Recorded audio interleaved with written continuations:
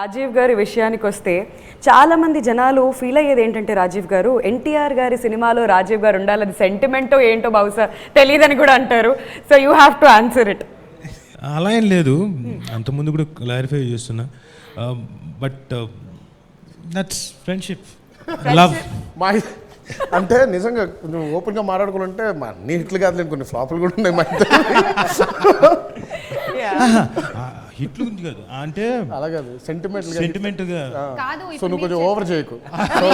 నువ్వు ఉంటే హిట్టే కాదు, నువ్వు ఉంటే ఫ్లాపులు కూడా 100%. సైలెన్స్ 100%. ఫ్లాపులు లేకుండా ఎలా ఉంటాయి అక్కడతో. కాకపోతే సంతోషం ఏంటంటే అన్ని పెద్ద పెద్దవి హిట్లు కదా, దానికి కూడా ఆనందించాలి కదా. కొన్ని షాట్లు మేము చేసినప్పుడు సంగతుల తర్వాత చెప్తా. అయితే షూటింగ్ లో జరిగింది మైక్ లాక్కుండా తన దగ్గర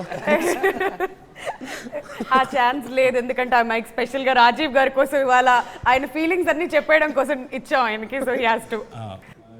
ఎప్పుడు ఒక బలవంతుడు బలహీనుడికి బలం చేకూరుస్తాడు కదా. ఎప్పుడు స్టూడెంట్ నెంబర్ 1 నుంచి అదే స్టూడెంట్ నెంబర్ 1 నుంచి ఆ బలం ఉంది. ఆ బలం బహుశా నాకు ఈ పేరు రావడానికి కారణం కూడా ఒక సీన్లో తను జిహెచ్ఎంసీ సీన్లో వచ్చి బికాస్ ఆయన కాబట్టి, ఆయన చెప్పాడు కాబట్టి పలానావాడు ఇంత గొప్పవాడు ఇంకోటి అనేసరికి బహుశా దానివల్ల వచ్చేసింది, డైలాగుల వల్ల వచ్చింది. కానీ దే డెడ్ పేరు నాకు వచ్చింది, అది ప్రాబ్లం.